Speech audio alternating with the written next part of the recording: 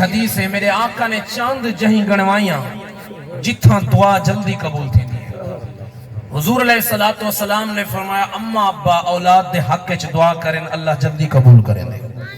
مسافر اللہ کنو دعا منگے اللہ جلدی قبول کریں دے. اگر بندہ فرض نماز تو بعد دعا منگے اللہ جلدی قبول کریں دے. جمعے دے دو خطبے دے درمیان بغیر لب ہلائے بغیر ہاتھ چاہے دل نال جڑی دعا منگی ونجے اللہ او بھی جلدی قبول کریں دے. فرمایا گیا کہ کعبے دے پرنالے دے تلے کھڑے تھی تے بندہ دعا منگے اللہ او بھی جلدی قبول کرے سی. حضور نے فرمایا میرے بعد میرے روزے دے اتے جڑا آتے دعا منگ سی اللہ او بھی جلدی قبول کرے سی.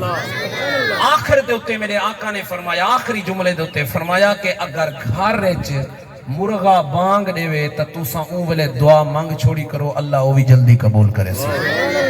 اگو صحابہ سمجھدار ہن حضور دی صحبت وچ حضور دی قربت وچ رہون والے انہاں عرض کی سونا باقی ساریاں تا ذہن تسلیم کریں دے عقل تسلیم کریں دے فرض نماز تو بعد دعا منگو واقعی جلدی قبول تھی سی. جمعے دے دو خطبے دے درمیان بغیر لب ہلائے بغیر ہاتھ چاہے دعا منگو دل وچ اللہ جلدی قبول کرے سی. باقی ساریاں ذہن منیں دے عقل تسلیم کریں دے اے مرغے تے دعا دا کڑا جوڑے اے ذہن نہیں منیں دا اے سمجھاؤ.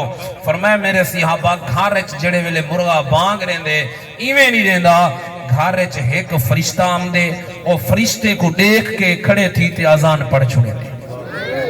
فرمایا کہ وقت تُساں جڑے ویلے دعا منگسو تہاڈی صحبت تہاڈی سنگت فرشتے نال تھی ویسی فرشتہ پاک دی صحبت تُساں دعا منگسو اللہ جلدی قبول کرے سی.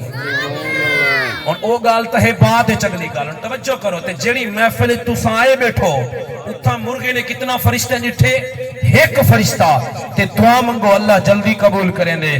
جڑی محفل چاہے بیٹھو حضور دا فرمانے یلتمسون مجالس ذکر دی محفل چ ایک نہیں دو نہیں یلتمسون جمع دسی گئے ہمیں کروڑ تے بولتا واتی سچا ارباں تے بولتا واتی سچا معلوم تھیا ذکر دی محفل چ ایک نہیں دو نہیں لاکھ نہیں کروڑاں دی تعداد وچ فرشتے آندے نے او جتھاں ایک فرشتہ ہوے دعا منگو اللہ جلدی قبول کریں دے. اور جیڑی محفل وچ کروڑاں فرشتے ہوویں تے ایتھاں دعا منگو اللہ جلدی کیوں نہ قبول.